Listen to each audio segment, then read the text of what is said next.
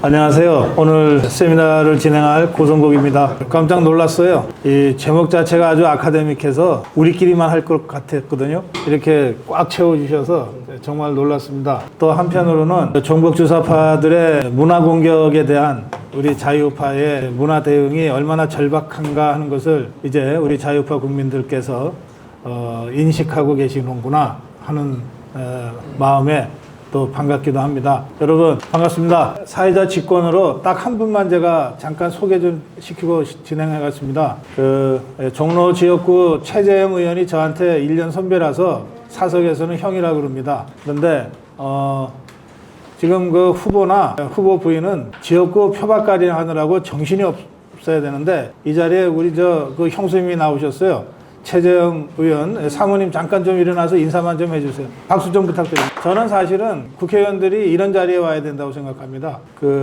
몇 표 더 얻어서 배지 한 번 더 다는 것보다 종북주사파와 이념 전쟁에서 우리가 이기는 것이 국가와 민족을 위해서 훨씬 더 중요하다고 생각하는데 그런 문제의식을 우리 국민의힘 의원들이 아직 제대로 갖고 있지 못한 것 같아서 오늘 세미나가 그들에게도 좀 커다란 문제제기가 되기를 바라면서 시작하겠습니다. 제 말씀은 여기서 줄이고요. 나중에 토론할 때 제 생각도 함께 좀 말씀드리도록 하겠습니다. 우리 주동식 대표 말씀부터 듣겠는데 저하고는 오랜 민주화 운동의 동지고 또 우리 자유파의 그 동지로서 같이 행동을 해왔는데 그런데 제가 무심해서 오랜만에 만나게 됐어요. 그런데 이분이 지금 투석 중이시랍니다. 일주일에 3번 투석을 하지 않으면 안 될 정도로 사실은 굉장히 힘든 몸 상태로 여기까지 나와주셨습니다. 제가 좀 마음이 좀 짠하고 울컥합니다. 여러분들 따뜻한 격려의 박수도 보내주시고 우리 주동식 대표 말씀부터 듣겠습니다. 네, 방금 소개받은 주동식입니다. 제가 오늘 말씀드릴 주제는 문화운동에서 좌파 패권을 어떻게 극복할 것인가 원론적인 차원에서 고민해봤습니다.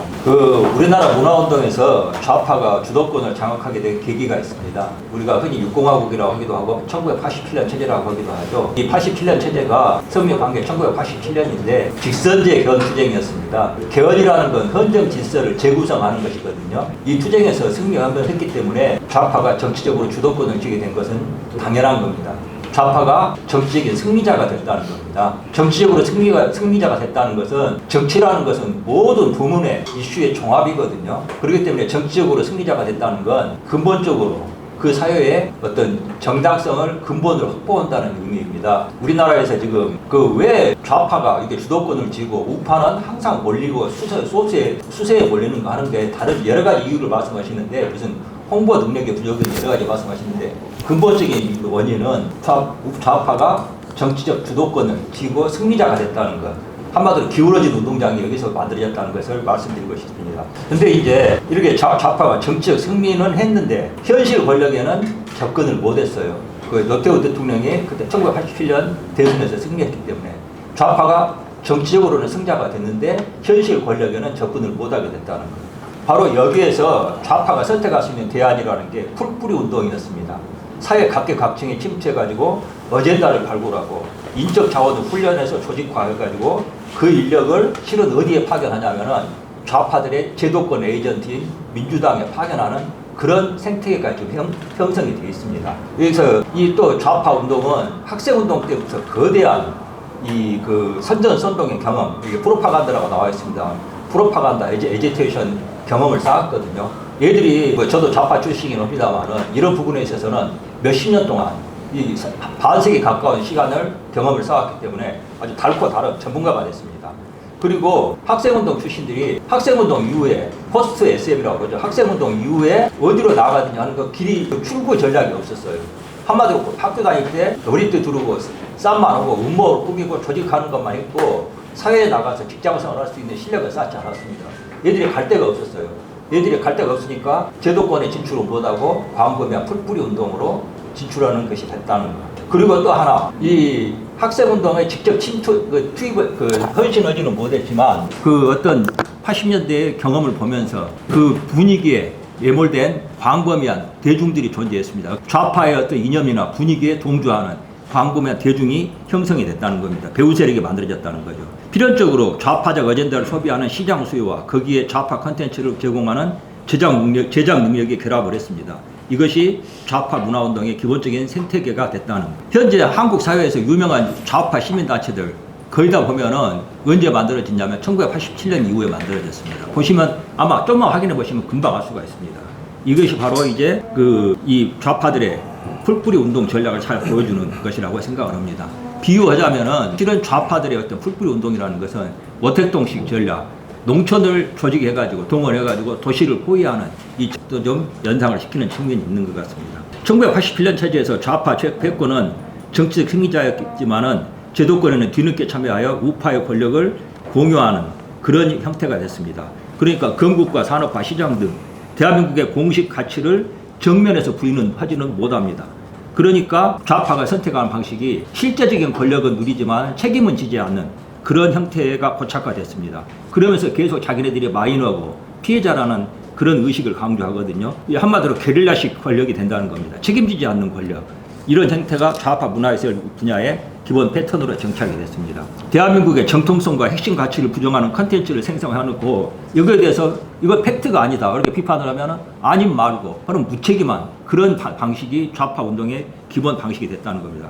이런 좌파 운동의 기본 어떤 매너 방식의 가장 적합한 방식이 실은 문화운동이었다고 봅니다. 문화운동은 상상의 공간이 굉장히 넓거든요. 그렇기 때문에 팩트가 아니다 이야기하면 그냥 아니요 말고 우리 상상을 해서 해본 거야 이런 식으로 빠져나가는 그런 행태가 정착이 됐다는 겁니다. 그런 이런 식의 실제 있었던 사건을 좌파적 시각으로 비틀어 가지고 대중들이 역사적 진실을 오해하게 만드는 방식, 이게 좌파의 무기가 됐습니다. 이런 좌파 문화 생태계는 필연적으로 피상성, 단발성, 휘발성을 핵심으로 하는 대중 전략으로 연결이 됐습니다. 지속적이고 견고한 논리 구조를 지닌 메시지는 철저하게 배격하고 단순 이미지 중심 하는 그런 전략으로 가게 됐다는 겁니다. 정치도 지금 계속해서 그런 이미지 중심 정치로 가고 있습니다. 이런 구조에서 좌파 이념의 코드를 가진 영화판 이야기를 해보겠습니다. 영화가 대거 만들어졌습니다. 괴물, 택시운전사, 변호인, 실미도, 기생충, 웰컴 투 동막골, 밀정, 화려한 휴가, 그리고 서울의 봄 이런 것들이 있죠.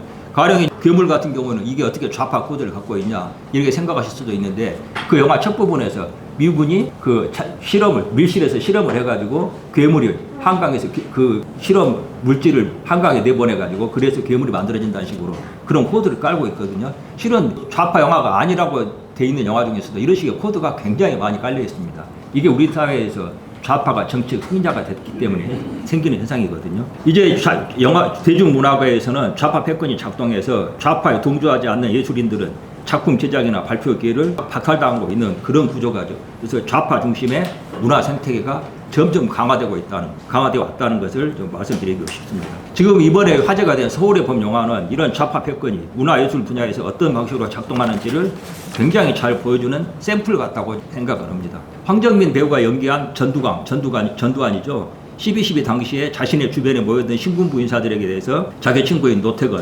대통령을 말하는 겁니다. 이렇게 말하죠. 저 안에 있는 인간들 떡고물이라도 떨어질까봐 그거 물납고 멀리 있는 거거든. 그 떡고물 주디에 이빨에 쳐넣어 줄게야. 경상도 사투리로 이런 식으로 하면서 어떤 혐오감을 부추기는 이제 그런 방식을 활용을 하면서 이게 어떤 메시지를 심어주냐면은 12.12와 1980년 5월 즉 서울의 봄 당시 시국을 수습하던 신군부 인사들이 철저하게 개인적인 영달을 위해서 모였다. 그러니까 어떤 소명의식이나 시대 정신과는 전혀 무관하다는 식의 이분들의 행동을 왜곡을 하고 있는 겁니다. 근데 사실 절대 그렇게만 볼 수는 없는 거거든요. 당연히 개인적인 영달에 대한 욕심도 있었겠죠. 하지만 그런 욕심이 없는 사람은 경우는 없습니다.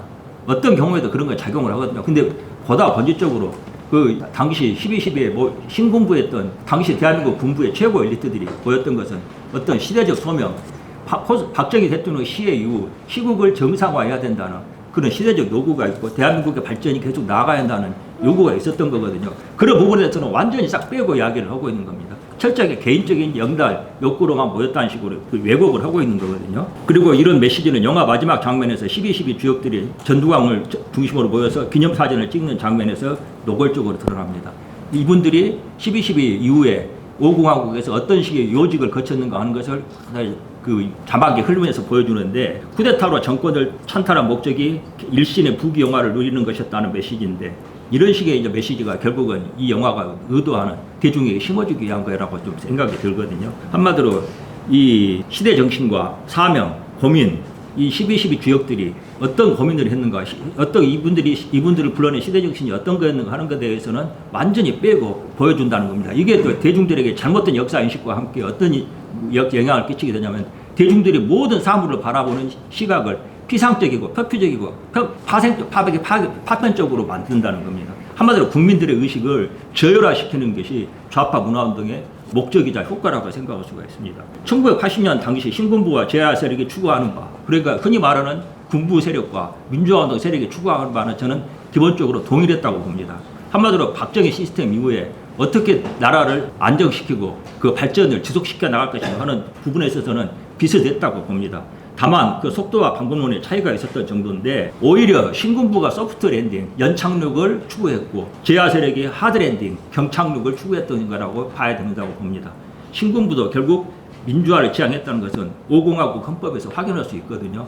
우리가 보면은 그 신군부, 군부 세력은 마치 독재를 지향한 것처럼 알고 있는데 그렇지가 않습니다. 신군부가 5공화국 헌법에서부터 이미 단임제, 그것은 시대의 대세였어요. 요구였어요. 절대 장기 집권은, 1인 장기 집권은 안 된다 하는 시대 정신을 반영한 게 7년 단임제였거든요. 원래 신군부도 처음에는 대통령 직선제를 추구했는데 내부 반발이 심해가지고 이게 포기했다는 그런 이야기도 들었습니다. 결국 전두환 정권이 지향했던 바는 개방화, 유연화, 합리화 등 이런 그 근대화 이후에 대한민국의 역사 발전 방향이었다고 생각합니다. 이것이 민주화의 핵심이고, 이는 개화기 이후 한국사를 관통하는 법칙이었다고 생각을 합니다.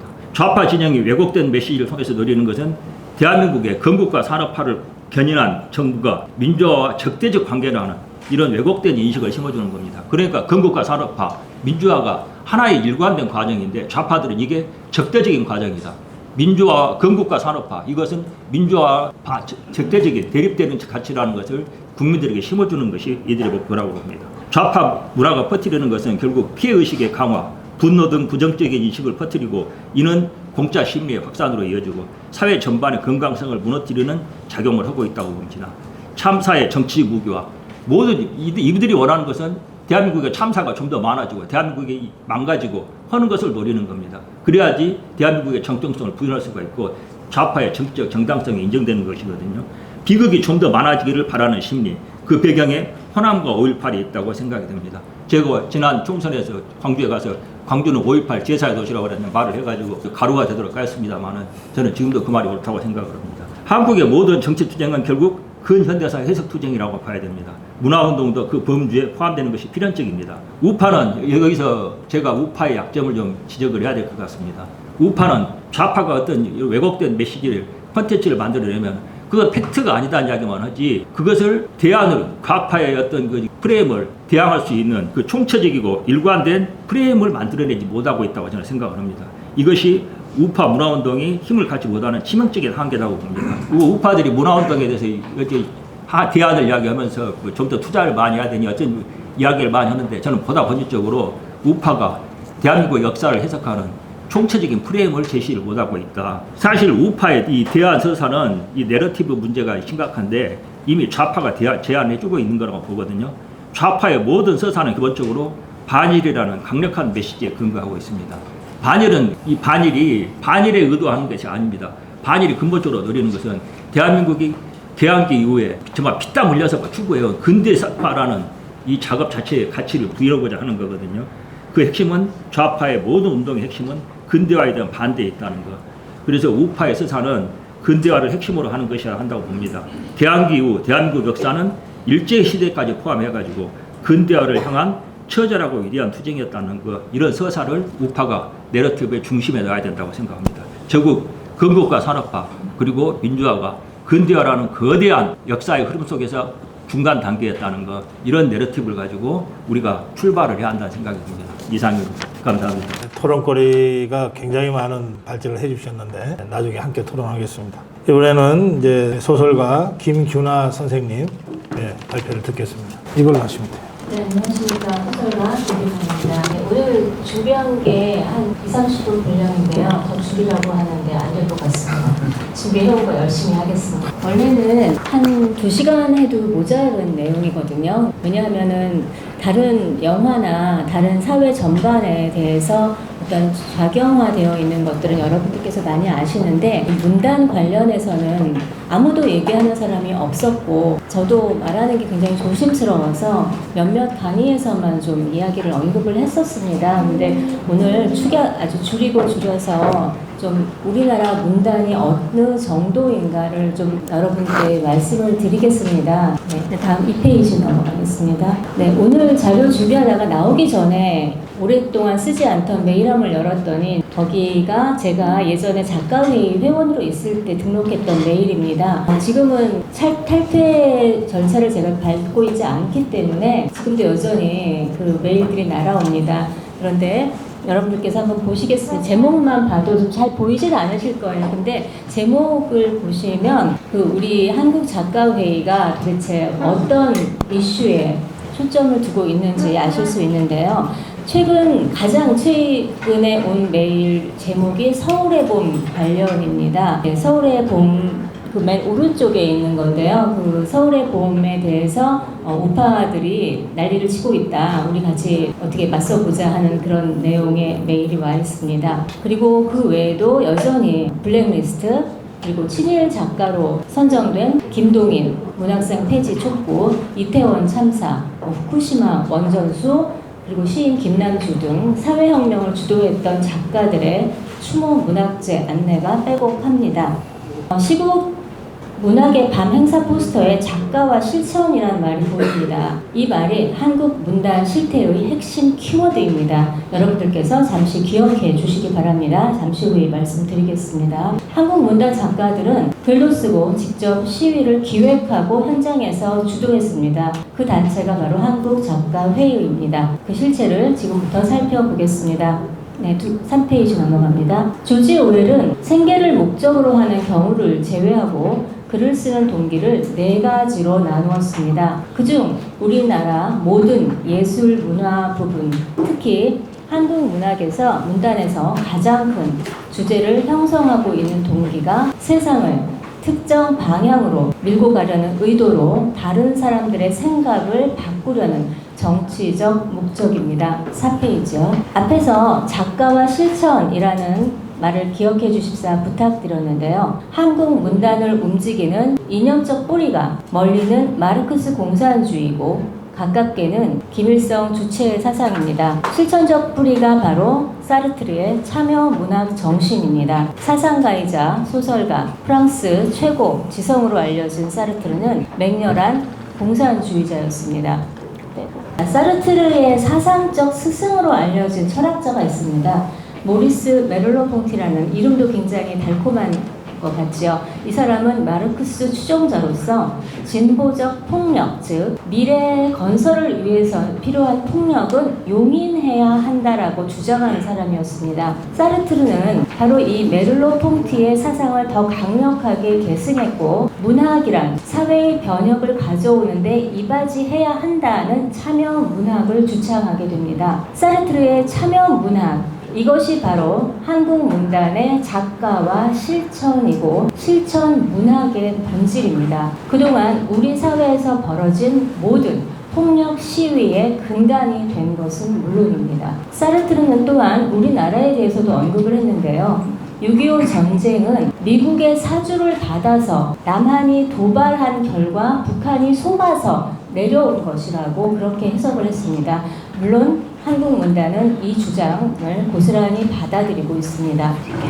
다음요. 한국 문단을 실질적으로 장악하고 있는 사람에 대해서 말씀드리겠습니다. 한국 출판계 최고 권력을 가진 출판사가 창비, 예전에 창작과 비평으로 알려진 출판사입니다. 그리고 좌파 원탁회의의 두뇌라고 알려져 있습니다. 바로 백낙청 씨입니다. 창비에서 세계 문학 전집이 출간되고 있습니다. 발간서를 보면 자본주의를 악으로 규정하고 공산주의적 세계관을 지향하고 있다는 걸 알 수 있습니다. 시간이 되면은 다 한 번씩 읽어드렸으면 좋겠는데 이제 그럴 시간이 없으니까 이제 오늘은 이렇게 겉만 훑고 넘어가고요. 다음에도 좋은 자리 마련해 주시면 자세하게 그때 말씀드리겠습니다. 네, 창비뿐만이 아닙니다. 우리나라의 거의 모든 출판사는 창비와 백낙청이 추구하는 세계관을 공유합니다.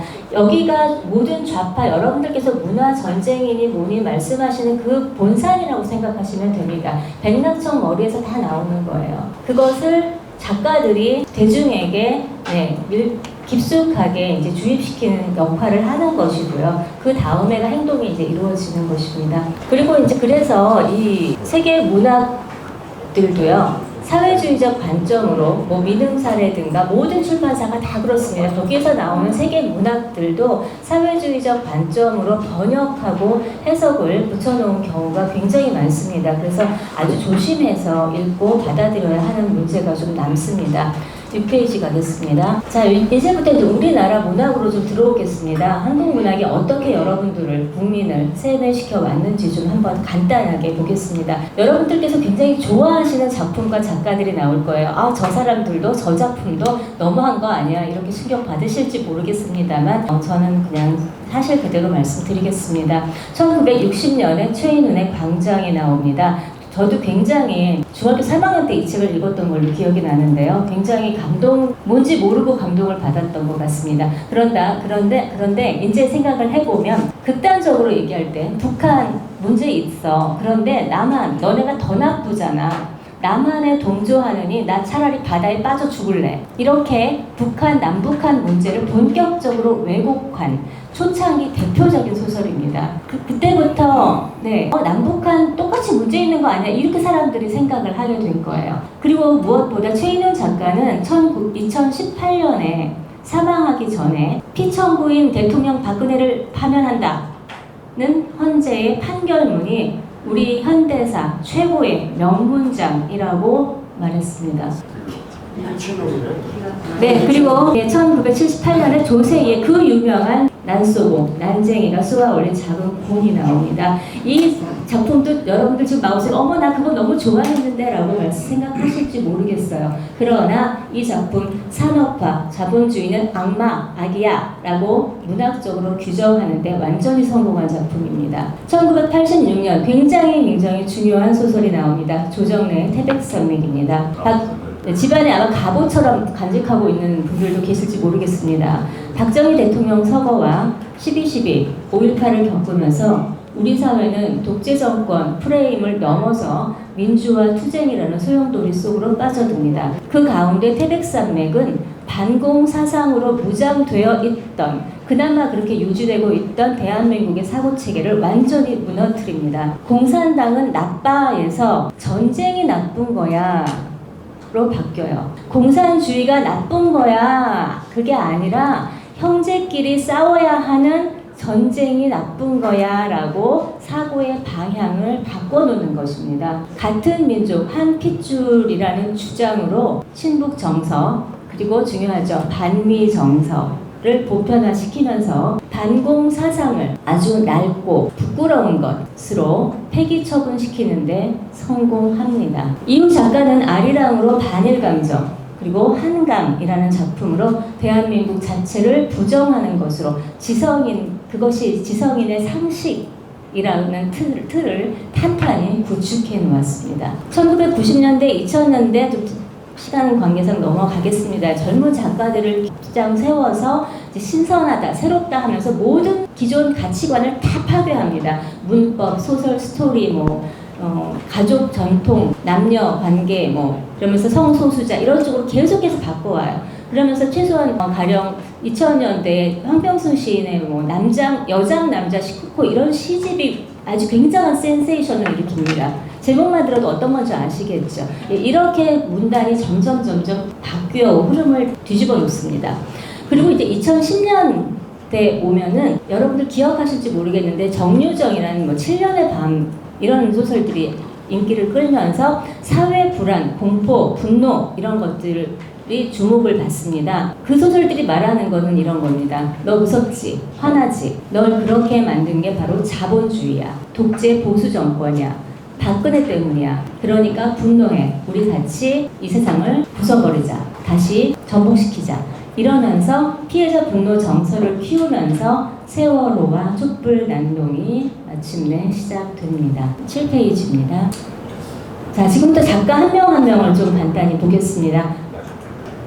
조정래는 이제 앞에서 말씀드렸는데요. 우리나라 지금까지 1700만 권을 해치운 역대 2위 작가입니다. 저것도 몇 년 전 기록이니까 아마 지금은 더 하겠죠. 지금 또 요즘에는 친일 작가, 척결에 나섰습니다. 황석영은 뭐 너무나 잘 아시겠지만 아주 대놓고 김일성 찬양주의자입니다. 세종대왕보다 을지문덕보다 훌륭하다 김일성이. 그래서 직접 북한에 가서 김일성 만나고 경력금도 몇십만 달러 받고 구속됐다가 김대중 정권 때 사면됐습니다. 자, 다음 보겠습니다. 8페이지. 자, 공지영 질문은 이따가 받겠습니다.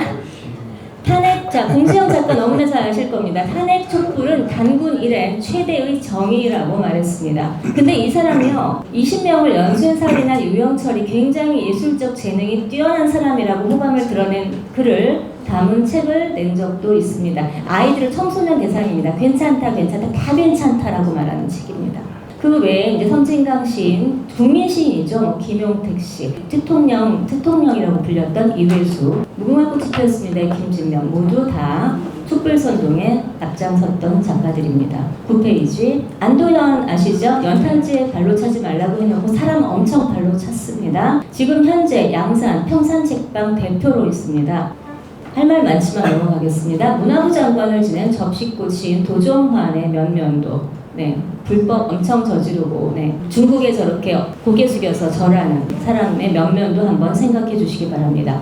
10페이지. 자, 이번엔 제가 조금 여러분들이 저를 탓하실지도 모르겠습니다. 여러분들이 보수 작가로 존경에 맞이하는 작가들도 크게 다르지 않습니다. 죄송합니다. 이 이야기를 하려면 많이 갈등이 좀 됩니다. 하지만 저는 그냥 그동안 제가 해야 할 얘기를 해왔기 때문에 하겠습니다. 물론 김훈은 보수 작가 아닙니다. 아까 말씀드렸지만 조정래와 황석영을 이 시대 가장 최고의 작가라고 생각하는 작가입니다. 그리고 촛불 선동했고요. 무엇보다 태극기 집회 여러분들 다 나가셨을 텐데 태극기 집회에 나가는 이유는 배고파 죽을까봐 무서워서 기아에 대한 공포 때문에 나가는 거라고 폄하를 했습니다. 우파 보수 진영의 작가 없습니다. 보수 작가라면서 여러분들 존경한다고 그분들 얘기하시면서 작가가 왜 중요한지 모릅니다. 반면 진보로 가장한 종북 좌파 점령된 문단은 꾸준히 스타를 키웁니다. 얼마 전에 어떤 자리에서 출판사 편집자를 만났는데요. 그 사람이 대놓고 이랬습니다. 너 어느 쪽이냐? 우린 사상이 다르면 책 안 내줘. 굉장히 작은 소규모 출판사인데도 그랬습니다. 대규모 출판사 말할 것도 없습니다. 저 같은 사람 봐주지 않습니다. 가장 큰 힘을 가진 출판사 물론 창비입니다. 창비가 선물되면 얼마나 큰 영향력을 가진 작가로 클 수 있는지 여러분들 다 아시는 한강을 보면 아실 수 있습니다. 우선 그 한강이 있기 전에 신경숙이 있었습니다. 신경숙은 엄마를 부탁해라는 작품으로 100만 부를 팔아낸 작가입니다. 이 사람이 사실은 가장 먼저 세계 문학상을 받았는데요. 2011년도에 맨 아시아상을 수상했습니다. 그 맨 아시아상이 뭐냐면 맨 부커상의 계열상이라고 생각하시면 돼요. 근데 2015년에 이 신경숙 작가가 신도리코라는 별명을 얻습니다. 왜 그랬을까요? 신도리코 뭐 하는 거예요? 복사하는 거예요. 표절에 걸립니다. 한두 작품이 아니라 굉장히 많은 작품을 표절했다는 것이 드러났는데 그동안 투자한 게 있으니까 백낙청이 나서서 진화 작업을 합니다. 그렇지만 결국은 이제 스피커 역할을 해서 탈락합니다. 그 다음 키운 작가가 바로 한승원 씨의 딸, 광주의 딸, 한강입니다. 2016년에 맨 부커상을 탄 게 아니라 맨 부커 인터내셔널 상이라고 해서 번역상을 탄 겁니다. 네. 그래서 그 상을 타자마자 촛불 탄핵의 선동에 세웁니다. 뉴욕타임즈에 기고하죠. 미국이 전쟁을 얘기하면 우리 벌벌 떨어요 이러면서 그 기고를 합니다. 이 책 그리고 나서 이제 광주에 대한 책, 제주 4.3 사건에 대한 소설을 2권을 연달아 냈죠. 이 책 모두 다 문재인이 홍보해 주었습니다. 12페이지 넘어갑니다. 화면이 좀 더 클 줄 알고 제가 이렇게 했는데 뭐 지금 읽어드릴 시간은 안 되니까 한번 그냥 정리만 해드리겠습니다. 소년이 온다라는 책은 그 상을 타기 전에 냈던 책인데요. 이 소설은 광주 5.18이 국가와 군대, 우리나라 한국 군대가 광주의 시민, 그것도 14살 중학생 꽃다운 소년을 비롯한 모든 광주 시민을 죽였다라고 학살했다라고 주장하는 소설입니다. 그리고 최근에 나온 작별하지 않는다는 제주 4.3 사건이 국가와 경찰이, 이번에 경찰입니다. 아까는 군대였죠. 국가와 경찰이 선량한 시민을 학살했다라는 내용입니다. 이 책 모두 다 이제 문재인 씨가 자, 그리고 또 이 두 작품 모두 다 외국에서 문학상을 수상했습니다. 여러분, 외국 문학상의 위력을 실감한 그 찬비가요, 로비의 열심이었다는 말을 제가 출판 관계자에게서 굉장히 오래전에 들었습니다. 그 첫 결실이 신경숙이었어요. 그래서 맨 아시아상을 받았던 거고, 근데 스피커로 내세우려고 했을 때 표절로 잘려나가고, 그 다음에 더 가열찬 로비를 결과가 이제 신경숙, 한강의 맨 부커상이죠. 여러분들 외국 문학상이 왜 중요한지 아실 겁니다. 우리나라 대중의 문화 사대주의는 베스트셀러에서도 작동을 합니다. 자, 그 다음 페이지. 출판사가 어떤 소재로 소설을 써라 하고 작가에게 의뢰를 하는 경우가 많습니다. 제가 이런 일이 터지기 전에 저랑 가까이 지냈던 친구는 6.25 관련해서 소설을 써달라 하고 선인세로 1억을 받았다고 하더라고요. 그렇게 하고 그 다음에 정치인들이 홍보를 해줍니다. 지난 몇 년 동안 아주 훌륭한 광고 모델이 있었습니다. 저 사람이 그 광고한 여름 휴가 때, 겨울 휴가 때 읽었다는 책들, 저렇게 폼 잡고 읽은 책들. 자, 한강 소설 아까 그 5.18과 4.3 말고도요. 정지한, 빨치산이 가장 인간다운 사람이야 라고 빨치산을 미화한 정지아의 아버지 해방일지, 제주 4.3 사건을 다룬 또 다른 소설 수민삼촌, 반일 정서를 담은 여러 권의 책들하고 그 중에 김훈의 하얼빈도 거기에 들어갑니다. 그 다음에 이제 사회적 소수자, 소외계층, 페미니즘을 다룬 소설들도 정치적 PC죠. 이런 작품들도 이제 많이 광고를 했습니다. 근데 우리나라 지금 현 정권도 크게 다르진 않은 것 같습니다. 현 정권 출범 당시에 미국 교포 작가 이미진 씨를 초대했는데 그의 소설은 파친코였는데요. 반일 정서가 굉장히 강하게 담겨있는 소설입니다. 네, 다음. 베스트셀러는 우연히 만들어지지 않습니다. 그 좋은 예가 조남주의 82년생 김지영입니다. 이 책은 2016년에 출간되었는데요. 지금 그 다이빙에서 돌아가신 분 있죠, 노회찬 씨. 그 분이 불을 붙입니다. 그리고 페미니스트 대통령이 되겠다고 했던 그 전 정권 수장한테 선물을 하죠. 그리고 나서 비약적인 비상을 합니다. 그리고 나서 한 1, 2년 후에 박원순 시장이 언론에 또 한 번 나 그거 보고 울었어 라고 또 한 번 막 띄워주고 바로 영화가 개봉됩니다. 결국 100만 부의 정점을 찍습니다. 이 책도. 여성 페미니즘에 대한 이야기입니다. 2021년 근데 이제 한 가지 이상한 게 있습니다. 2021년 우리나라 성인 1년 독서량이 4.5권입니다. 1년에 4권 반 읽습니다. 여러분들 지금 양심에 찔리실지도 모르겠어요. 우리나라 성인 중 둘 중 한 분은 1년에 단 한 권도 책을 안 읽는 거예요. 근데 참고로 우리 반일 정서 좀 보편화되어 있으니까 일본은 1년이 아니라 한 달에 6.1권을 읽습니다. 놀랍지 않으세요? 어쨌든 그럼에도 불구하고 1년에 4권을 읽는 이 나라 국민이요. 저들이 책만 내면 기본적으로 수십만 권을 찍습니다. 그리고 100만 권의 골든벨을 울립니다. 좀 이상하지 않으신가요? 다음 페이지. 네, 출판사뿐만이 아닙니다. 서점, 유통 시스템 자체가 좌파 중심입니다. 여러분들 혹시라도 책을 사셨을 때 교보문고, 알라딘, 예스24시 이용하실 거예요. 그런데 알라딘 소유주는 평양에 가서 김일성 직접 만나서 40만 달러를 받고 그거 가져와서 민혁당을 창당했던 조유식 씨가 사장님, 그러니까 실질 소유주입니다. 지금 사장님은 아니지만. 그리고 예스24는 그분의 고모부가 소유하고 있습니다. 다 아시겠죠? 무슨 말씀인지 모르시나요? 네. 그래서 그리고 그것뿐만이 아니라 전국 학교 도서관, 지역 도서관들 다 마찬가지입니다. 그들이 책을 내면은 우리 국민 세금으로 전국의 도서관에서 그 책들을 일제 구매합니다. 그런 시스템이 착착착 진행이 되고 있어요. 그리고 기업들이 아시죠? 네, 기업들도 의무적으로 도서를 매입해 줍니다. 그리고 이제 베스트셀러에 이렇게 오르면 방송, 언론 홍보가 되죠. 유명인들이 그 책 읽어서 나 너무 좋았어라고 해주면 우리 독자들, 책에 관심 없는 독자들이 그냥 읽지 않아도 사드립니다. 그렇게 하고 소셜 미디어에 다 광고, 자발적으로 광고를 해주죠. 그렇게 합니다. 그리고 대중은 이제 책도 관심 없으면서 양산, 평산, 서점으로 달려가서 저렇게 어마어마한 인산인해를 이루는 그런 기현상을 만들어냅니다. 자, 이제 거의 다 끝나가는데요. 조금 시간이 많이 지났네. 사르트르의 참여 문학을 실천하는 한국 문단은 문학이 세상을 변화시켜야 한다는 그들 나름의 책임감 아래 이미 오래전에 삶에 대한 진실한 성찰과 보편적 가치 구현, 인간 정신이 추구해야 할 초월적인 가치를 제시해야 하는 문학의 참된 역할을 저버렸습니다. 오른쪽에 이렇게 보시는 대로 그 영향력 있는 작가들이요 그때 정치적 발언을 함으로써 이렇게 사회 혼란을 또 부추겨 왔습니다. 근데 자신들은 표절과 성추행으로 다들 얼룩져 있지요. 그럼에도 불구하고 다음. 자, 이 모든 혼란과 부패한 문학의 중심에 바로 아까 말씀드린 한국 작가회의가 있습니다.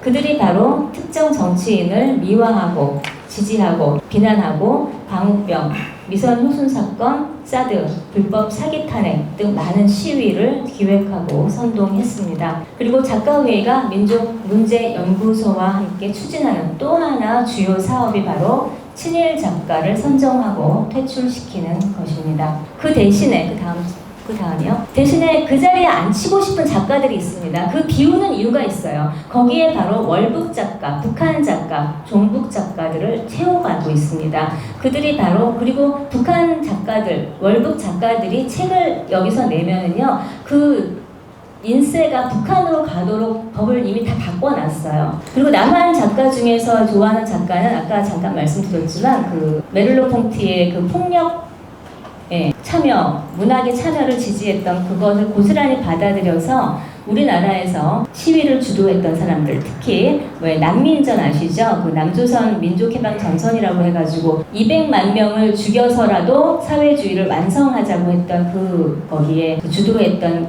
시인 김남주 시인 같은 사람이 있습니다. 그런 사람들을 아주 영웅시하면서 추모제를 끊임없이 합니다. 김남주? 네, 김남주. 네.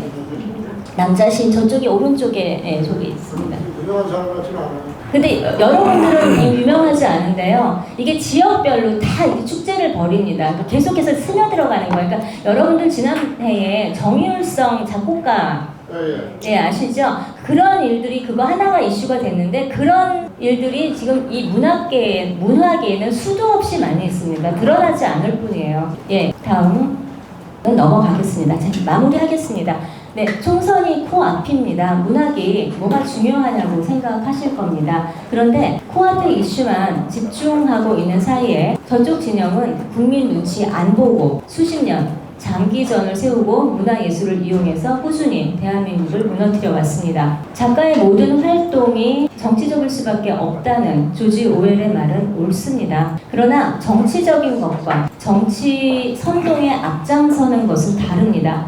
너무 오랫동안 너무 깊이 독자의 의식과 우리 사회를 부패시켜온 현재의 권력은 스스로 정화할 수 없습니다. 물론 독자는 어떤 작가가 어떤 정치 선동을 하는지 지금 여러분들 아마 여태까지 모르셨을 거예요. 근데 아셔야 합니다. 그렇게 하시고 알고 퇴출하고 비난하셔야 합니다. 그리고 소수자, 피해자 권력을 주장하면서 세상을 뒤집자고 말하는 작가들, 사회주의를 지향하고 정치적 나팔수가 되는 작가 대신에 어떤 고난 속에서도 절망하지 않고 삶의 의미를 찾아내는 인간의 척추를 꼿꼿하게 세우고 인생을 힘차게 대견하게 살아가는 주인공을 그리는 작품들, 그런 작품을 쓸 수 있는 작가를 여러분들께서 격려하고 키워주시고 성장시켜 주셔야 합니다. 물론 작가 한 사람 한 사람이 깨어나야 하고 좋은 작품을 써야 합니다. 그러나 아무리 좋은 작품을 써도 지금 시스템에서는 살아남을 수가 없습니다. 판매할 길도 없습니다. 그래서 명예도 없고 생계도 막막한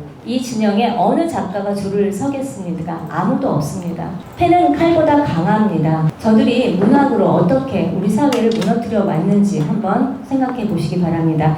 옳은 소리를 내는 작가가 펜을 놓지 않도록 해 주십시오. 그 길을 찾아야 문학이 더 이상 정치 권력의 노예가 되지 않습니다. 그 길을 만들었을 때 더 많은 작가가 거짓을 거짓이다, 진실을 진실이다 외칠 수 있는 힘을 얻습니다. 오늘 이 자리가 문학을 바로 세우는 길, 저들이 빼앗은 문학의 영토를 되찾고 사람이 사람 본연의 마음을 되찾고 우리 사회가 바른 길로 나아갈 수 있는 출발점이 되기를 바랍니다. 감사합니다. 네, 다음으로는 우리 허운도 감독이 시간을 아마 줄여줄 겁니다. 제가 시간을 줄이는 게 아니고요. 나눠드린 출연물에 제가 발표할 내용이 자세하게 적혀 있거든요. 그걸로 대처를 하고 아무래도 객석에서 질문이 많을 것 같아요. 그래서 질문을 받고 질의 토론하는 시간이 더 유익할 것 같아서 남아있는 것, 출연물 없으신 분은 손 들어주시면 나눠드리겠습니다. 읽어보시고 거기에 질문사항 있으면 저한테 질문해 주시면 됩니다. 그래서 시간을 좀 토론 시간을 좀 길게 갖고 가는 게 좋을 것 같습니다. 고맙습니다. 고마운데 그래도 분명히 질문이 나올 거니까 영화판에 지금 가장 뜨거운 이슈가 서울의 봄이니까 그 부분에 대해서는 먼저 답변을 해주세요. 서울의 봄 영화가 제작이 될 때부터 그 내용을 알고 있었거든요. 그래서 개봉 한 2주 전부터 여러 SNS를 통해서 경고를 했었습니다. 지금 그 영화가 오늘 날짜로 1,200만을 기록했거든요. 그 1,000만이라는 영화가 갖고 있는 그 파급력에 대해서 알고 계셔야 돼요. 요즘에 또 단체 상영한 단체 관람한다 해서 그걸 관객수 조작이니 뭐 이렇게 말씀을 하시는데 그건 절대 그렇지 않습니다. 그거는 영화 마케팅한 방법이라서 누구라도 다 그렇게 할 거고요.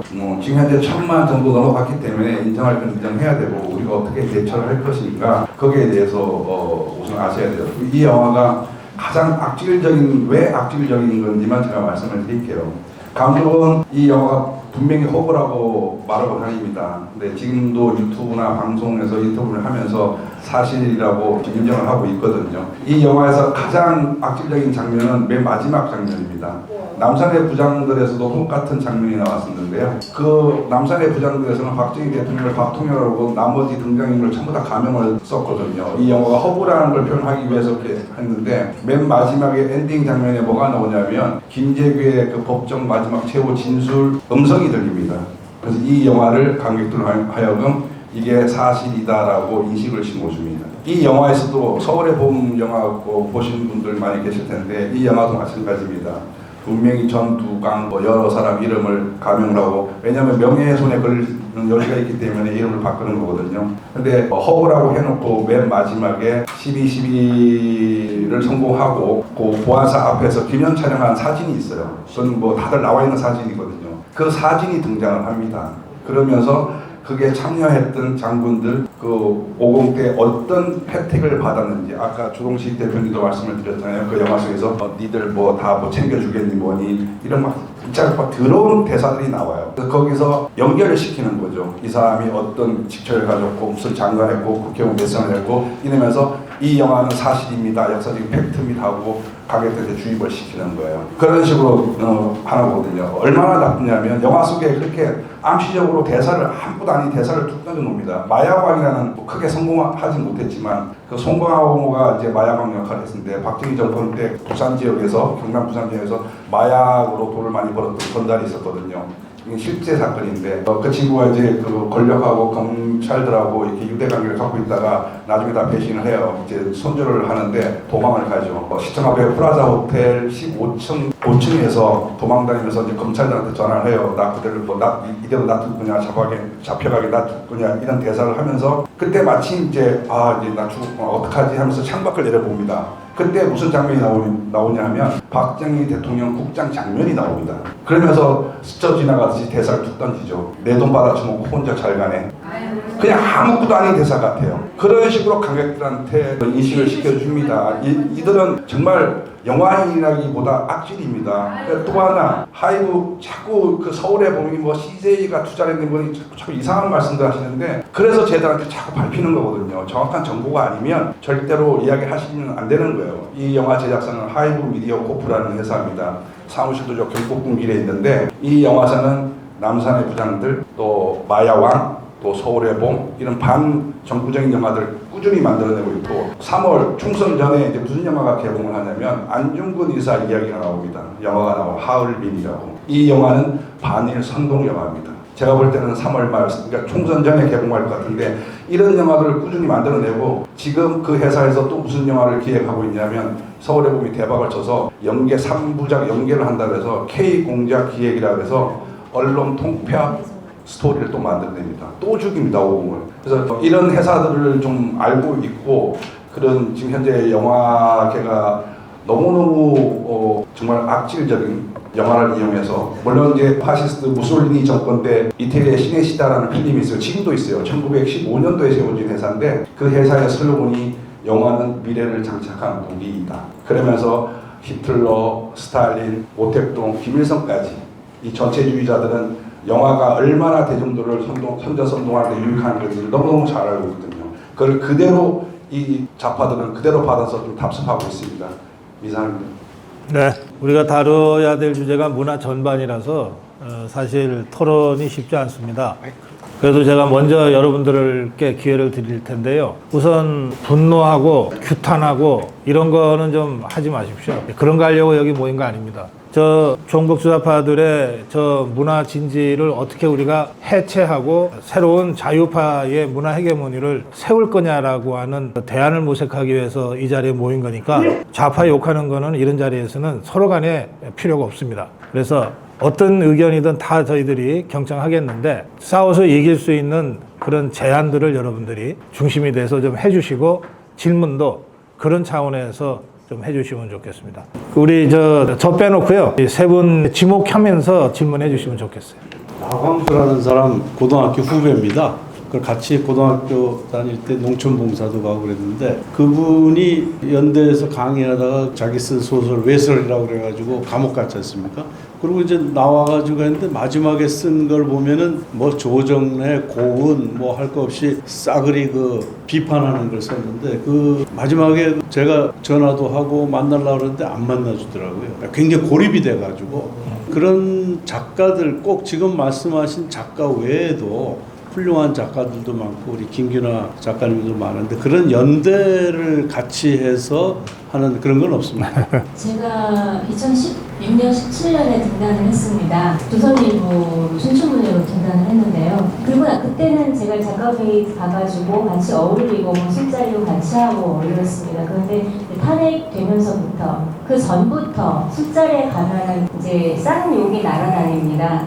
그 여성 대통령에 대해서 그 보수 정권이 술 안주예요. 그래서 언제부턴가 안 다니게 되더라고요. 왜 이러지? 그들은 작가라고 하는 건 원래 반골이지 않습니까? 근데 반골이라고 하는 것은 거짓과 위선에 대한 반골이어야지 어떤 정치인, 개인에 대해서 호불호를 가지고 반골을 하는 건 저는 아니라고 생각하거든요. 근데 제가 아는 작가들 거의 99%는 전부 다 사상적, 이념적으로 정부, 좌파, 진보 여기에 경도되어 있는 작가들이 대부분입니다. 심지어 저랑 가까이 지냈던, 친하게 지냈던 친구는 이런 이야기도 했습니다. 6.25 때 김일성이 통일을 했으면 어땠을까? 그게 왜 나쁘지? 이런 얘기를 하고 글을 써서 수많은 사람들에게 공감을 받았습니다. 그래서 본격적인 그 작가들 연대하는 거는 저는 지금 혼자예요. 제 동료 작가가 없어요. 같은 생각을 나눌 수 있는 작가가 없기 때문에 저만 해도 없는데 그래도 저는 지금 이렇게 그냥 제가 몇 년 전에 그 블랙리스트에 그 사건이 막 났을 때 제가 문재인을 지지했다는 명단에 제 이름이 거기에 있는 거예요. 저는 한 적이 없는데. 그래서 저는 이게 동명이인일지 모르겠는데 역사에, 기록에 행여라도 김규나라는 이 작가가 문재인 지지했다라는 그 기록이 남을까봐 저 안 했거든요 하고 소리치고 나온 거예요. 그래서 여러분들을 이렇게 만나게 됐는데 그나마 저는 여러분들을 이렇게 만나서 그나마 조금 덜 외롭긴 합니다만 아마 일반 작가는 이쪽에 올 생각도 없고 이쪽의 생각에 공감하지도 않고요. 연대를 이룰 친구는 연대는커녕 그냥 수다 떨 수 있는 친구 한두 명도 없습니다. 그래서 아마 나광수 선생님도 그때는 그게 그냥 야하고 이런 얘기지만 좀 자율적인 표현이었거든요. 근데 그것을 굉장히 매도했잖아요. 하지만 그러면서 본인들은 고은 작가를 비롯해서 성추행에 아주 제가 아는 친구들 굉장히 많이 걸려들었는데 그게 결국은 그렇게 불운한 결과를 맞이했습니다. 그러니까 없다고 보시면 됩니다. 그래요. 지금 현실은 그런 것 같습니다. 또 다른 분 의견 듣겠습니다.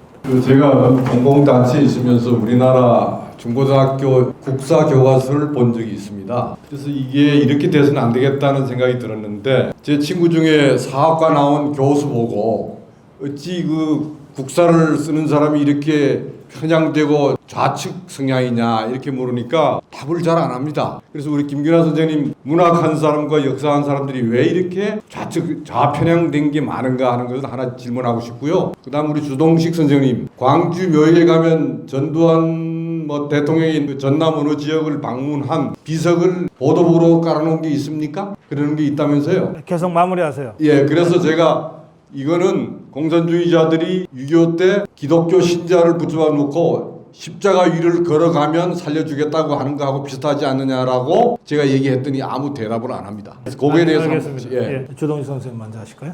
네, 제가 알고 있기로 그런 부분이 있는 게 사실입니다. 그게 어떤 비석이냐면은 광주 근교에 7공수 부대가 있습니다. 그때 5.18 때 파견됐던 진압에 참여했던 부대가 담양에 여기 그 공수 부대가 있거든요. 거기에 방문했을 때 그 남긴 전두환 대통령 뼈를 그 비석으로 깎아놨는데 그걸 들여다가 그 5.18 그 묘역에 깔아놓은 걸로 사람들이 갖고 다니게 하는 걸로 알고 있습니다. 그 심각한 문제긴 한데 아직까지 그걸 드러내야 한다는 의견이 있어요. 근데 아직까지 실행은 안 되고 있는 거 보니까 저는 사실 이런 부분에서는 우리 우파 정부가 등장했을 때 좀 드러내고 그런 부분이 있어야 한다고 보거든요. 근데 기대하기 어렵다고 보는 게 우파 정치인들이 뻐가면은 내려갑니다. 저기 무슨 저기 당대표 되고 그러면 제일 먼저 가는 데가 5.18 묘역 아닙니까? 그러잖아요. 그래놓고 그런 말을 드러내라 말이 나오겠어요? 저는 우리 우파 정부부터가 정치인들부터가 좀 저는 5.18을 무조건 부정하자는 건 아닙니다. 하지만 5.18을 가장 먼저 우파의 어떤 추구해야 할 가치인 것처럼 하는 우리 우파 쪽의 태도는 문제가 있다고 봐요. 이건 좀 비판을 해야 한다고 생각합니다. 예. 질문하시면서 이거 십자가 밟기로 비유하셨는데 조금 맥락이 다른 것 같고요. 그 중국에는 아주 그 시대의 간신의 상을 만들어 가지고 지나가는 사람들이 다 침 뱉고 가게끔 그렇게 만들어 있는데 굳이 비유하자면 아마 그와 유사한 모욕과 조롱을 주기 위해서 지금 그런 일을 벌인 것 같아요. 주동식 대표 말씀대로 사실 이 문제는 기본적으로 이 역학의 문제입니다. 우리가 힘이 있으면 감히 그렇게 못하고 그런 짓을 어떤 자들이 하더라도 얼마든지 바로잡을 수 있는데 적어도 지금 이 시점에서 보면 우리가 그걸 바로잡을 수 있는 힘까지는 갖지 못하고 있다. 그저 대통령 하나 바꿨을 뿐이다. 그런 생각이 저도 드네요. 자, 우리 김규나 작가님. 왜 모두가 좌파인가에 대한 질문은 정말 밤새고 얘기해도 모자르겠지만 간단히 말씀드리자면 그냥 지금 생각나는 거는 쉽습니다. 그 길이 넓어요. 거기에 먹을 것도 많아요. 동료도 많습니다. 그리고 시대 정신이라는 거 있잖아요. 요즘 동성애, 소수자, 성소수자, 그리고 가정 파괴, 여성 페미니즘 이런 거 얘기하면 멋있어 보입니다. 그리고 여러분들 아시겠지만 진실이라고 하는 거요 보이지 않습니다. 그렇게 멋있지 않아요. 그 속에 가시밭길입니다. 철학이 사라지고 인문이 없는 상태에서 글만 잘 쓰면은 좌파로 빨리 성공할 수 있습니다. 골 아프게 진실을 파헤치고 그러니까 여러분들께서 뒤쪽에 더 먹을 걸 많이 주세요. 농담입니다. 아니 농담 아니에요. 농담 아니에요. 이게 우리 자유파 정치인이나 이런 지식인들의 문제이지만 동시에 사실은 우리 자유파 전체의 문제입니다. 우리 작가 사회만 말씀하셨는데 이를테면 교수 같으면 교수들이 강단에서 정권 비판하는 얘기 좀 하면 애들이 잘 따라요. 그런데 아니 윤석열 대통령이 뭐 잘못한 거 있냐, 박근혜 대통령이 무슨 탄핵당할 일 있냐 그러면 애들하고 원수가 돼야 돼요. 그러니까 말씀하신 대로 가시밭길이죠. 가시밭길을 가느니 그냥 입 닫고 있거나 아니면 애들이 어떤 소리 듣고 싶어 하는지 빤히 아니까 한두 마디 툭툭 던져주고 인기 좋은 가수, 인기 좋은 교수 되고 다면 평가에서 좋은 점수 받고 그렇게 해서 그저 자기 생계 유지해 나가는 게 지금 대한민국의 지식인들의 실상이에요. 대중문화 콘텐츠가 사회에 끼치는 영향, 이 코즈 앤 이펙트를 해놨거든요. 근데 제가 생각할 때는 우리 사회가 또 대중문화 콘텐츠에 영향을 끼치는 경우가 있거든요. 물론 이게 뮤추얼 인터랙션이라고 보는데 여기에 대해서 어떤 상호관계가 있는 것인지 조금만 디파인 해주고 클래리파이 해주시면 감사하겠습니다. 예, 고맙습니다. 답이 정확히 될지는 모르겠지만 아까 제가 예로 든 그 5.18은 국가와 군대가 광주 시민을 학살한 거다. 제주 4.3은 국가와 경찰이 국민을 학살한 거다. 이렇게 얘기를 하고 그랬잖아요. 근데 이렇게 읽는 독자는 없어요. 어떻게 정부가, 어떻게 군인이 14살짜리 애를 죽일 수가 있어. 너무 아파, 슬퍼, 헉헉헉, 그쵸? 이렇게 감동해요. 그리고 거기서 분노를 느껴요. 하지만 거기서 정말 느껴야 하는 건 뭐죠? 정확한 사실이에요. 그게 아니야. 근데 그것을 모르기 때문에, 제가 정확히 이해하지 못하기 때문에 지금 서울의 봄 같은 영화가 인기를 끌고 있거든요. 핵심을 모르고 진실을 모르고. 그러니까 우리가 문해력이잖아요. 리터리시라는 게. 예.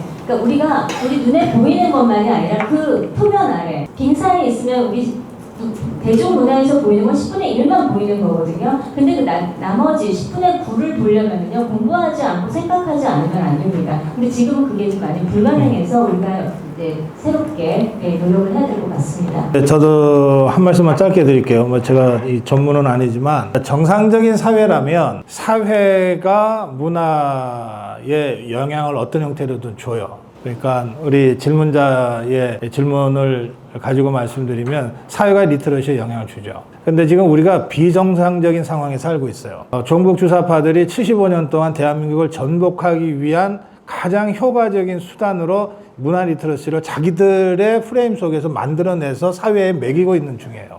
그런데 우리가 그런 상황을 전혀 인식하지 못하고 계속 당해왔던 거예요. 그 대표적인 사례가 박근혜 탄핵이고 광우병이고 지금의 서울의 봄이가 그런 거죠. 그래서 우리가 역으로 그 좌파들이 만들어낸 리터러시를 어떻게 깨부술 거냐라고 하는 데 대한 고민을 하지 않으면 안 되는 이런 상황에 우리가 와 있다. 저는 그렇게 생각하고 오늘 세미나를 하고 있습니다. 우리 허은도 감독님께 제가 질문 드리겠습니다. 며칠 전에 송년회 하면서 아니 YTN에서 이렇게 허위 보도를 하고 있고 미국에서 서울의 봄이 상영되지도 않고 있는데 이렇게 관객 수를 조작하고 있고 저는 깜짝 놀랐어요. 어저께 저희 아들이 호주에서 귀국을 했는데 지금 저를 여기 데려다주고 갔는데 오면서 엄마 서울의 봄 나 호주에서 봤는데 진짜 이거 너무한 거 아니야? 이렇게 질문을 하는 거예요. 엄마가 이렇게 열심히 우파 활동하고 있는 걸 알고 있으면서도. 그래서 이거 정말 심각하다. 이 심각한 것을 왜 우리 우파들은 인식하지 못하고 있고 지식인들은 행동하지 않고 있는가. 이거에 대해서 늘 울분을 느끼고 있었지만 우리 허은도 감독님 이런 그 통계를 조작한다든지 있지도 않는 사실을 막 이렇게 한다든지 이런 거를 문광부하고 연결해서 좀 구체적이고 현실적인 그런 거를 어떻게 우리가 벌릴 수 있는 대안을 좀 가지고 계시면 말씀해 주셨으면 하는 질문입니다. 이상입니다. 요즘에 가장 시문회를 하나 들려드릴게요. 요즘에 이제 이승만 대통령 통일돼서 여기저기서 뭐 제작을 많이 하고 있더라고요. 실제 제작에서 지금 개봉하고 있는 영화도 있고 또 한 2편 정도 또 저랑 같이 있는 이장호 감독님도 지금 이승만 대통령 영화를 지금 준비하고 계시고요. 근데 보수는 말이죠. 자유우파는 자꾸 이렇게 가르치려고 들어요. 누구를 자꾸 가르치려고 들고 그러거든요. 영화도 마찬가지예요. 영화라는 것은 관객을 가르치려고 드는 순간 그 영화가 망하게 되는 거거든요. 근데 저쪽에서는 어떻게 합니까? 즐깁니다. 뭐 가짜가 됐든 진짜가 됐든 재밌게 만들어서 즐기고 아까 말씀드린 대로 그런 영화 속에 어떤 암시를 줘서 실용적으로 이렇게 대사 한마디로 그냥 바로 선동을 해버리거든요. 그래서 이제 이승만 대통령 이야기를 하자면 만약에 진짜 영화 나와야 돼요. 재평가 받으셔야 되고. 그래서 제가 이제 다른 데 가서 이야기를 많이 했는데 이승만 대통령 하면 뭐 여러 가지 이야기가 있지만 그중에서 이제 친일파에 대한 프레임이 있잖아요. 근데 축구 좋아하시잖아요. 축구. 저희 우리나라 국가대표가 최초로 월드컵 나간 해가 몇 년 전인지 아세요? 축구를 되게 좋아하시는 우리가 이제 뭐 터키한테 뭐 기대방 오시고 헝가리한테 10대방 오시고 이게 54년 1954년 스위스 베른 월드컵입니다. 그때 한국이 최초로 월드컵에 진출한 해거든요. 그리고 한참 세월이 지나서 이제 멕시코 월드컵 때 두 번째 진출했고. 근데 그 월드컵 진출한 이야기를 해야 돼요. 그런 축구 다 좋아하거든요. 그리고 정말 감동적으로 이겨갖고 월드컵에 진출하는 이야기. 너무 재밌는 상호영화를 만들 수가 있어요. 근데 최종 예선에서 한국하고 일본하고 맞붙습니다. 근데 보통 이제 최종 예선을 하게 되면 두 게임을 하게 되거든요. 한국에서 한 번, 일본에서 한 번. 근데 이승만 대통령이 말씀을 하시죠. 일본 놈들 한국 땅에 발도 못 디디게 해라. 그 게임이 안 되는 거예요. 한국에서 한 게임을 해야 되는데 여기서 이미 침입하는 프레임이 벗겨져 버리는 거예요. 그래서 결국 한국 선수들이 박스를 쓰고 이 자료가 다 있어요. 실제 축구 선수들이 사인한 자료가 다 있는데 실제 사인을 하고 만약에 지면 현대태는 다 빠져 죽겠습니다. 안 들어오겠습니다. 라고 각서를 쓰고 일본에 가서 축구 시합을 합니다. 첫 번째 게임에서 이기고 두 번째 게임 정말 진흙탕 수중전을 하는데 진흙탕 속에서 0대0으로 비겨서 1승 1무로 저희가 월드컵에 진출을 합니다. 그게 최초예요. 그럼 이 영화를 만들기 위해서는 얼마나 재밌겠어요. 비행기가 없어갖고 자리가 없어갖고 두 팀이 나눠서 갔다는 거 아니에요. 경유를 해서 24시간 비행기 타고 요즘에 10시간 가는데 24시간 타고 갔다는 거 아니에요. 그때 선수들 평균 나이가 35살. 요즘은 35살이면 다 은퇴해야 되거든요. 근데 그때 팀 구성이 그렇게 됐었어요. 선수들이 없어서. 너무너무 감동적인 장면들이 많아요. 또 축구들도 좋아하고. 이런 상업 영화를 만들어야 돼요. 그래서 그걸 하기 위해서는 이승만 대통령 이야기가 반드시 나와야 돼요. 그러면서 꼭 나는 이승만 대통령 꼭 아닌데 그런 식으로 접근해야 돼요. 네, 좋은 사례입니다. 좀 전에 우리 허 감독이 54년 월드컵 그 스토리가 아주 훌륭한 영화의 소재가 될 수 있다 이렇게 설명하셨는데 공감이 되시나요? 네. 저 이 얘기 오래전부터 들었거든요. 그거 왜 안 만들어? 돈이 없답니다. 다큐멘터리로 만들어서 될 일이 아니에요. 그 영화 상업영화로 만들어서 상업적으로 성공해야 됩니다. 그러려면 최소한 몇백억의 투자가 필요해요. 그러니까 우리 자유파가 그런 것을 인식하지 못하는 거예요. 우리가 돈이 없는 게 아니에요. 우리가 돈이 없는 게 아니라고요. 그래서 이런 논의는 저는 사실은 우리 자유파가 정말 피나게 반성해야 되는 자리라고 생각합니다. 이게 자꾸 종북주사파 얼마든지 비판할 수 있어요. 막 울분을 토할 수 있어요. 그리고 잘해라 응원도 할 수 있어요. 그렇다고 해서 해결되는 거 하나도 없습니다. 그렇다고 해서 상황이 나아지는 거 하나도 없어요. 그러니까 정말로 자유파가 처절하게 반성하면서 이런 얘기를 해야 된다고 생각합니다. 마무리 시간은 저희들끼리 좀 머리를 맞대고 좀 얘기하겠습니다. 제가 먼저 한 두 가지 좀 우리 발표자들께 말씀드리고 싶은데, 우선 이 종북주사파들이 기동전 전략에서 진전 전략으로 바꿔서 이른바 문화 헤게모니를 쟁취하기 위해서 각 분야의 이른바 하방이라고 하는, 모택동의 하방이라고 하는 것을 흉내내서 했던 때가 80년대 중반 이후입니다. 그런데 그 이전에도 우리가 60년대 70년대 운동을 알잖아요. 당시에 운동권 중에서도, 그러니까 종북 주사파 운동권 중에서도 지도력이 있고 똘똘한 자들은 이런 주변적인 운동을 안 했어요. 무슨 환경을 한다, 이런 걸 한다, 문화를 한다, 이런 거 안 했어요. 뭘 했냐면 전위 조직 운동을 했어요. 전위당을 만들었다고요. 전위당까지 못 만들면 난민정 같은 전선체도 만들었어요. 그래서 그 전위 조직 운동에 뛰어들었거나 아니면 노동판에 뛰어들었거나. 그러니까 이제 이렇게 보면 종북주사파 운동사가 그래요. 보면 용기 없고 하여튼 뭔가 운동권 근처에 어슬렁거리기는 하는데 감옥 갈 무슨 용기도 없는 것 같고, 이념적으로 제대로 무장도 안 돼 있고, 야 그럼 너 환경 좀 해봐라. 그러면 환경운동이 되는 거예요. 대한민국의 이 문화 권력이라고 하는 거 그렇게 아주 허접하게 시작됐다고 생각해요. 좌파들의 그 문화 권력 헤게모니라고 하는 게 아주 허접하게 시작해서 종북 주사파들 중에서도 2류, 3류들이 여기 뛰어들었어요. 그래서 이게 제대로 된 문화 헤게모니도 제대로 하지 못하고, 결과적으로 보면 아까 우리 김근하 작가도 쭉 설명하셨는데 성범죄나 저지르고 온갖 커넥션에 해서 결탁해서 돈이나 챙기고 그렇게 타락하는 거예요. 그러니까 저는 문화 영화판도 다름없다고 생각하는데, 저의 이런 시각이 좀 잘못됐을 수가 있으니까 제가 두 분께 제 생각은 이런데 두 분은 어떻게 생각하시는지 좀 궁금합니다. 답변 좀 해주세요. 방금 이제 고성국 박사님께서 좌파들이 허접하다. 저는 그게 100% 동의를 합니다. 아까도 말씀드린 것처럼 학생운동 출신들이 제대로 공부를 하지를 못했어요.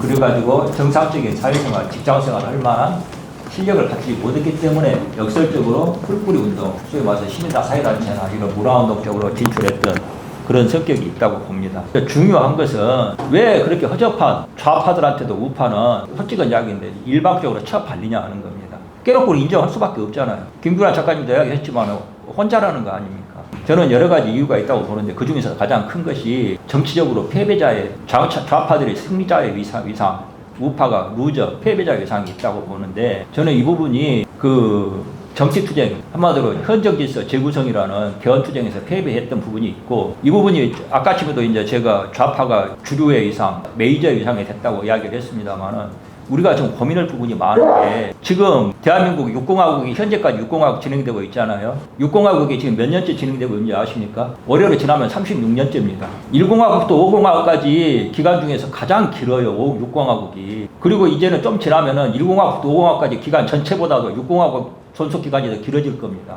이게 뭘 말하느냐? 6공화국이라는 체제가 굉장히 안정되어 있다는 이야기예요. 이건 더 무슨 말이냐? 국민들에게 만족감을 주고 있다는 이야기입니다. 우파가 지금 이걸 몰라요. 그러면서 우파가 지금 마이너고 소수파가 됐다는 사실 인정 못하고 있습니다. 오늘 저는 사실은 여러분들 말씀하신 거 들으면서 제일 답답한 게 아직까지도 패배했고 마이너가 됐고 소수 패배자라는 것을 전혀 인식 못하고 있구나 하는 생각이 들거든요. 그래서는 답이 없습니다. 지금. 얼마나 비참합니까? 저는 답변을 드리고 싶은 게 그냥 계셨으면 이제 이긴 쪽에 있었을 텐데. 저는 이긴 쪽에 가도 그 게임이 안 돼가지고 못했을 것 같습니다. 저는 그래서 제가 제 말씀을 잘 이해를 못 하시는 것 같은데 우파가 대한 역사, 내러티브의 중심을 잡아야 된다. 근대화라는 것을 역사로 하나의 키워드로 우리나라 역사를 다시 말할 수 있어야 한다고 생각을 합니다. 저는 오늘 이 자리에 안 서겠다고 했습니다. 우리 허 감독님께서 워낙에 이제 설득을 해주셔서 이런 방송도 지금 많이 나가고 사실 저 무섭습니다. 그리고 무엇보다 이런 이야기를 하는 것이 의미가 있을까 솔직히 그런 회의감이 좀 많이 들어요. 사실은 이 얘기를 초반에 많이 하고 다녔었거든요. 탄핵 초기에. 근데 뭐 그냥 내가 이 얘기를 왜 해야 되지라는 생각을 많이 했었습니다. 그리고 한 번은 어느 모임에서 탈북 대학생들을 중심으로 한번 강의를 한 적이 있어요. 근데 그때 저는 그분들하고 통할 줄 알았어요. 제가 이런 얘기를 막 하면은 와 잘못된 거야 정말 김일성 북한으로 다 보내버려 이렇게 말할 줄 알았어요 그 학생들이. 근데 너무 의외로 그 친구들이 뭐라고 하냐면 저는 남한에 와서요 좌파 우파 이야기를 이렇게 많이 듣기는 처음이에요. 너무 놀랐어요. 그래서 아 내가 뭔가 핀트를 잘못 잡고 있구나라고 생각했고 그리고 이 친구들이 북한에서 왔을지언정 대학에서 이미 몸을 담고 있는 이상 이미 이념이나 이런 거에 물이 다 빠져버리고 좌파에 경도되고 있구나라는 생각이 굉장히 충격을 받은 적이 있습니다. 저는 오늘도 별로 희망은 안 갖고 있습니다. 다만 저는 여러분에게 꼭 하고 싶은 말은 이겁니다. 여러분 밥상머리 교육해주세요. 지금 저는요 좌파 우파 이런 거 모르겠습니다. 저보고 우파 작가 애국 작가라고 하는데 저 그거 싫습니다. 저는 그런 걸 추구해 본 적도 없고 찾아본 적도 없고 저 대학교 때 데모 한번 해본 적 없습니다. 최루탄 날 것 같으면 저 바로 도망갔어요. 그래서 그리고 별로 똑똑하지도 않고 그래서 저는 지금 그래서 다행히도 똑똑하지 않고 서울대 안 가고 스카이대학 안 가고 좀 후진대 다니고 해서 지금 이렇게 이 자리에 앉아 있는 것 같습니다. 사람 똑똑하지 않아도 돼요. 그러나 바르게 살아야 된다고 저는 생각합니다. 여러분들 그냥 저는요 문희는 작가는 사람은 허리 꼿꼿이 인간의 척추 꼿꼿하게 세우고 바르게 거짓 실험하고 혐오하고 정직하고 성실하게 살아갈 수 있다면 더 된다고 생각합니다. 여러분들 손자에게 자손들에게 그거 가르쳐주세요. 그러면 우파가 승리할 수 있습니다. 네.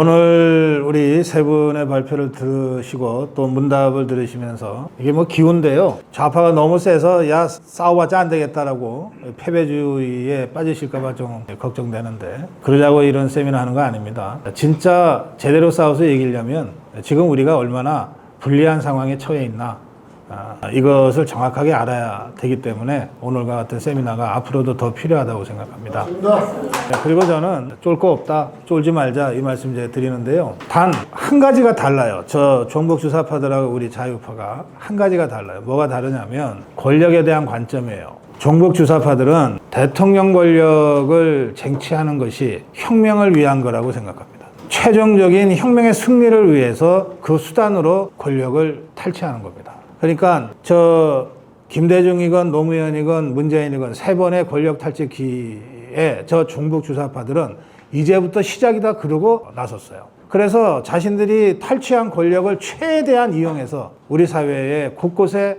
우파 진지들을 파괴하고 해체하고 그 자리에 종북 주사파 진지들을 막 세운 거예요. 그리고 어찌어찌해서 정권을 뺏긴 다음에도 그 진지만은 사수하면 된다. 그거 해서 온갖 알바끼를 다 해놓고 간 겁니다. 그런데 우리 자유우파는 권력을 그냥 개인적인 전리품처럼 생각해 버렸어요. 이명박이 정권 잡고 이명박이 된 다음에 이명박 측근들이 한 행태를 보십시오. 그게 마침내 우리가 김대중, 노무현 10년의 종북 주사파 정권을 끝장냈다. 저들이 구축해 놓은 진지를 이제부터 해체해야 되겠다. 이러고 달려든 자들이 누가 있습니까? 그냥 전리품으로 생각한 거예요. 박근혜 정권 마찬가지입니다. 저는 가장 심각한 게 윤석열 정부라고 생각합니다. 지금 윤석열 정부 벌써 2년 가까이 됐는데 대통령 하나 바꿨을 뿐이고 모든 권력 기반을 여전히 종북 주사파한테 뺏기고 있으면서도 아직도 이 사태를 정확하게 인식하지 못하고 자기들이 마치 정권 잡은 사람들인 것처럼 전리품 챙기기에 골몰하고 있어요. 그래서 지난 1년 8개월 동안에 아무것도 못한 겁니다. 아무리 대통령 하나 바뀌었을 뿐이라고 하지만 대통령 권력은 그 모든 권력을 다 합친 것보다도 셀 수 있어요. 운영하기에 따라서. 여소야대는 뭐 국정 운영을 안 합니까? 하잖아요. 투철한 문제의식. 내가 왜 정권을 잡았는가에 대한 그 처절한 문제의식이 없기 때문에 전리품처럼 생각하는 거예요.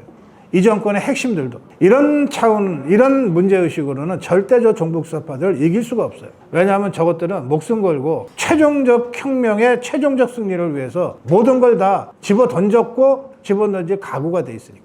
그 점에서 저는 오늘 우리 자유파 진영이 이런 문제의식을 저 바닥에서부터 다시 가지는 그런 계기 중에 하나가 되기를 바랍니다. 마무리 말씀 듣겠습니다. 우리 허운도 감독부터 듣겠습니다. 오늘 너무 많이 와주셔서 너무 감사하고 제가 이 세미나를 준비하면서 사실은 걱정을 많이 했습니다. 패널은 어떤 분으로 해야 될까? 또 만약에 이걸 하게 되면 과연 몇 분이나 오실까? 문화에 대해 관심이나 있나? 대중문화 자유파 분들이 영화라 그러면 딴따라 문화라고 인식해버리고 1년에 극장 한 번, 뭐 극장 안 가시더라도 대중문화에 관심이나 있는가 싶어서 사실 고민 많이 했습니다. 근데 서울의 봄 사태를 보면서 정말 이래서는 안 되겠다. 뭐라도 한번 해보자. 꼼지락 그려보기라도 한번 해보자 해서 준비를 했습니다. 근데 참 하길 참 잘했다. 또 이런 행사를 1년에 한 번씩이 아니고 1년에 한 서너 번씩이라도 해서 단 한 분이라도 더, 단 한 명이라도 대중문화에 대해서 인식을 좀 갖게끔 열심히 한번 해보려고 합니다. 또 올해가 이제 락스포 국제영화제가 시작한 지 이제 올해 4회째가 됐습니다. 벌써 4회째입니다. 아무래도 문재인 정권 시절 때 시작해서 이렇게 4회까지 올 거라고 상상도 못 했거든요. 여기까지 왔습니다. 할 수 있거든요. 락스포 영화제도 그렇고 또 이런 문화 세미나도 그렇고 앞으로 좀 많은 관심 가져주시고 나치 시대의 게벨스 어록 중에 한마디로 마무리를 하겠습니다. 거짓과 진실의 배합 이 100%의 진실보다도 더 큰 효과를 본다라고 했습니다. 이것들은 항상 영화를 그런 식으로 만들어내거든요. 절대로 100% 진실 갖고 영화를 만들지 않습니다. 거짓과 진실이 합해졌을 때 그 효과는 엄청난 겁니다. 그걸 많은 분들한테 좀 알려줬으면 좋겠습니다. 이상입니다. 감사합니다. 여러분, 사람 인자 한자 아시죠? 그게 어떤 모양이라고 생각하세요? 이렇게 돼 있잖아요. 근데 이게 어느 순간부터 방송에서 이 사람과 이 사람이 서로 기대해서 있는 모습이다라고 전파하더라고요. 그래서 요즘 젊은 애들은 전부 다 그렇게 알고 있어요. 근데 사실은 그게 아니라 사람이 혼자 서 있는 모습을 형상화한 거라고 합니다. 사람은 기대서 사는 게 아닙니다. 혼자 살아요. 자기 스스로. 자유도 거기에서 나 혼자에서 나오고 책임도 나 혼자에서 나옵니다. 그리고 가장 중요한 거요. 요즘 자꾸 공유, 공산, 공공, 공용 이런 거 나오죠. 공용 버스, 뭐 공공 바이크 뭐 자꾸 내 거 없이 남의 거, 내 것처럼 사용하죠. 네 것도 내 거, 내 것도 내 거. 이상한 세상으로 지금 가고 있습니다. 공짜 바라지 않는 사람으로. 자유의 책임지, 자유를 선택하고 그 자기 선택에 책임지는 사람으로 살면 우파고 좌파고 필요 없습니다. 그래서 저는 사람들에게, 청소년들에게 만나면 이렇게 얘기합니다. Trust me, trust you. 나 믿고 너 믿고 너를 믿듯이 나를 믿어줘. 서로가 신뢰할 수 있는 사회를 만들고 싶습니다. 제가 마지막으로 요즘 TMTU라고 운동하고 있는 마지막 문구 한번 읽어드리고 끝내겠습니다. 난 널 믿어. 너의 착한 마음을 믿고 너의 성실한 노력을 믿고 너의 밝은 미래를 믿지. 너에 대한 믿음을 한 번도 의심한 적 없어. 앞으로도 흔들리지 않을 거야. 너도 너 자신과 너의 미래를 믿어보렴. 난 그런 널 언제나 지켜보며 응원할 거야. Trust me, trust you. 나 믿, 너 믿. 네, 감사합니다. 저는 지금 현재 대한민국을 지배하고 있는 좌파 패권이 호남과 주사파의 결합의 좌파 패권이라고 생각을 합니다. 그런 점에서 저는 오늘 좀 약간 우울한 이야기를 말씀을 많이 드렸는데, 저는 좌파는 지금 본격적으로 올락의 길, 퇴조기로 접어들었다고 생각을 합니다. 그것은 좌파들이 가장 강력한 무기로 삼아왔던 5.18이나 이런 비극이 위력이 사라지고 있다는 거거든요. 그걸 저는 뭘 보면 알 수 있냐면, 이태원 비극을 좌파들이 정치적으로 악용하려고 애를 썼는데 이제는 그런 효과가 좀 사라지고 있다는 거 생각을 합니다. 이게 지금까지는 좌파의 권력이 대한민국 권력이 한 95% 장악하고 있다고 생각합니다. 하지만 이제 무너져가고 있다고 생각을 해요. 얼마나 오래 갈지는 모르겠습니다. 하지만 이런 좌파 패권의 영향이 무너져가고 있고, 이게 앞으로 문화 영향에도 영향을 많이 줄 거라고 생각합니다.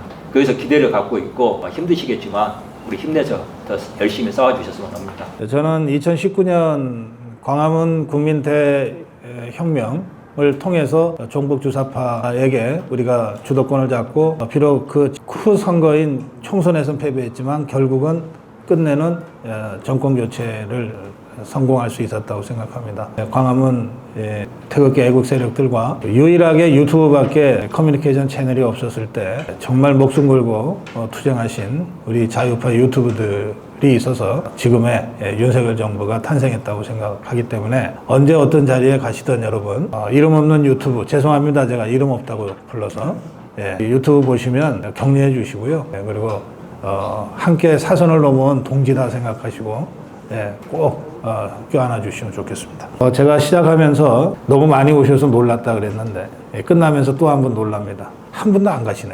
끝까지 함께 해주신 여러분께 감사드리고 큰 박수로 오늘 세미나 마치겠습니다.